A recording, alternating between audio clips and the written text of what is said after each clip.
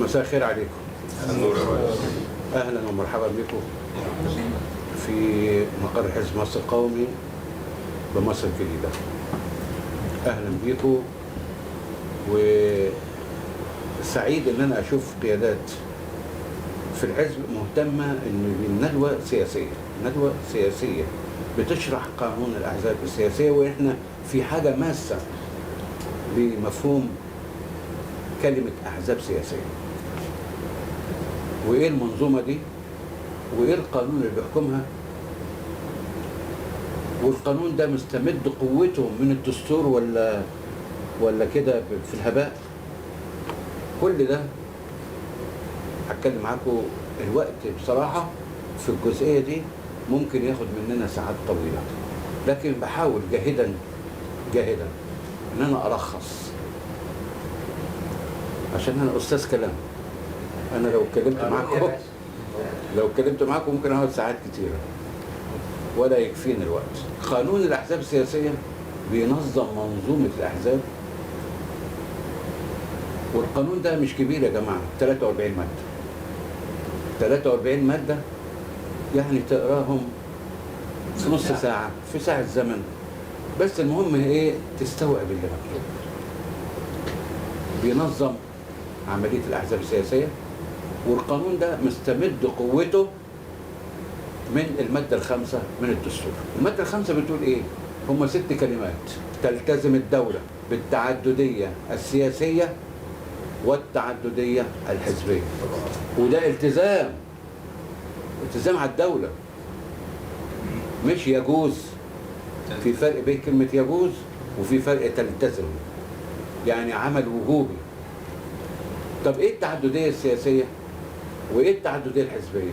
التعددية السياسية على مستوى العالم كله هناك 5 مذاهب، في مصر، في بيروت، في السودان، في امريكا، في استراليا، هم 5 مذاهب.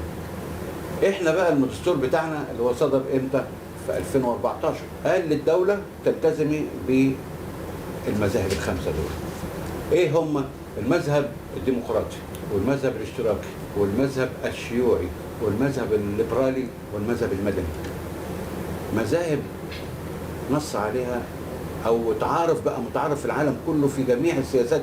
في امريكا المذاهب دي موجودة، في مصر عندنا المذاهب دي موجودة ما عدا المذهب الشيوعي اللي مش موجود. لكن إذا جاء عدد من الأشخاص من المواطنين تتوفر فيهم شروط تأسيس حزب شيوعي، الدولة ما تقولوش لا. وعلى فكرة كلمة الشيوعي دي، المذهب الشيوعي ده مش الناس فاهمة غلط، ده أفضل مرحلة من مراحل التطور الاشتراكي. يعني الشيوعية ده ابعد عن كلمة الشيوعية في الدين، لا خلينا في العمل السياسي. الشيوعية يعني هناك جميع مؤسسات الدولة ملك للشعب على الشيوع، مفيش واحد يقول دي بتاعتي، كلها ملكية الايه؟ المواطنين، كله ملك المواطنين. عشان حتى الأحكام القضائية بتقول لك باسم الشعب. ده المذهب الشيوعي. المذهب الديمقراطي طبعا اللي هو بيجمع أصحاب الرأي المتبادل، انت عندك رأي وانا عندي رأي. الدستور نص على التزام الدولة بالمذاهب دي، وده شيء جميل. حزب مصر القومي مبني على حزب ليبرالي. حزب ايه؟ ليبرالي يعني ايه؟ الحرية المطلقة. يعني انا اتكلم بحرية وانت تتكلم بحرية وانت تتكلم بحرية، بس ايه؟ الحرية ليها ضوابط بما لا يضر للغير. يعني مش حرية بقى لا مؤاخذة اشتمك او اسيء اليك او لاسرتك، لا. والحرية دي من ضمن مقومات الدستور المصري وفي أي بلد. والحرية طبعا حرية الصحافة، حرية الكلمة، حرية الأديان، حرية العقيدة، وهكذا. طب إحنا دي التعددية السياسية. التعددية الحزبية، الدستور يعني معناه أطلق حرية تأسيس الأحزاب بدون سقف معين. ما قالش إن الدولة تلتزم بتأسيس 15 حزب مثلا، 20 حزب، 100 حزب، ما حددتش. لا، قالت ايه؟ تأسيس الأحزاب أو تعددية الأحزاب. يعني مصر حاليا فيها 104 حزب، امريكا فيها اكتر من 300 حزب، مش هقول دوله. اما يجي ناس جهلاء فعلا لا قروا قانون احزاب ولا قروا دستور ولا حاجه ويطالبوا بدمج الاحزاب السياسيه. ليه؟ هم شافوا 104 حزب، هم عايزين في مصر يبقى 5-6 احزاب. اللي بيطالبوا الكلام ده الله يرحمه وائل البراشي دعاني في حوار على الهواء مباشره، وللاسف الشديد اول من اطلق هذه الدعوه لتجد من الاحزاب السياسيه واحد لواء شرطه تبع حزب الاحرار المصريين، وجابوا معايا في اللقاء اللي على الهواء مباشره. فقلت له سعادتك انت تبع اي حزب؟ قال لي المصريين الاحرار. قلت له طب هل خدت موافقه المجلس الرئاسي في حزب الاحرار؟ حزب المصريين الاحرار؟ قال لي لا. قلت له انت ازاي لا يجوز ان انت تعرض مشكله على الراي العام خدك بدون موافقه الحزب بتاعك. دي ناحيه من الناحيه الشكليه. الناحيه الموضوعيه يبدو ان انت ما قريتش دستور ولا قانون. يبدو ان انت ما قريتش لا دستور ولا قانون. الدستور اطلق عنان تاسيس الاحزاب متى توافرت فيها الشروط، فلا يجوز ان انا احدد عدد معين من الاحزاب السياسيه. لا، ده كل ما زادت الاحزاب كل ما حصل اسراء للحياه السياسيه. ده عنده برنامج وده عنده برنامج وده عنده اهداف وده عنده اهداف وده عايز ينافس في الاهداف بتاعته مع الحزب الثاني. اسراء الحياه السياسيه.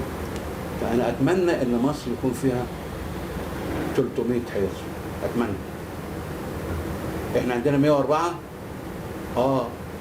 الاحزاب اللي شغاله فعلا على ارض الواقع سياسيا وخدميا لا يتجاوزوا 10 احزاب، وفي احزاب ملهاش مقرات، ودي مشكله تانية.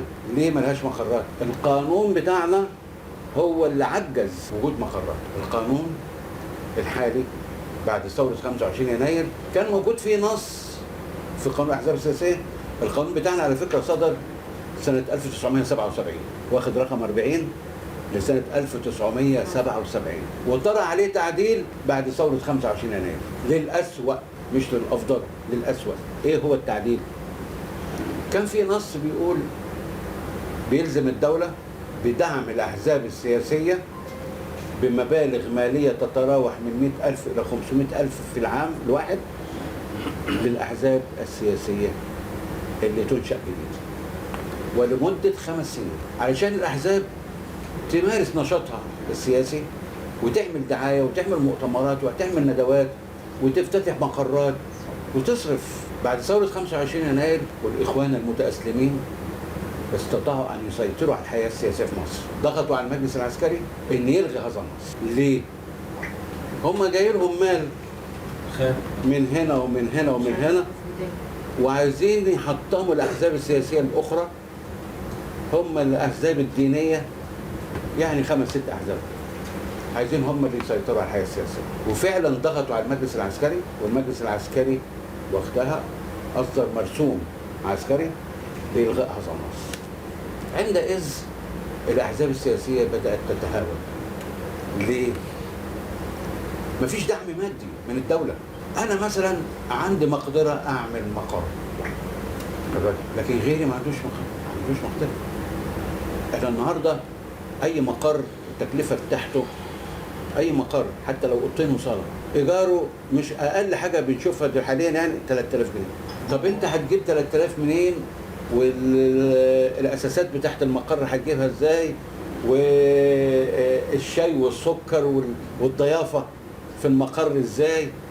فدي معجزة ناس كتير. وإبرامة الأنشطة وإبرامة الندوات.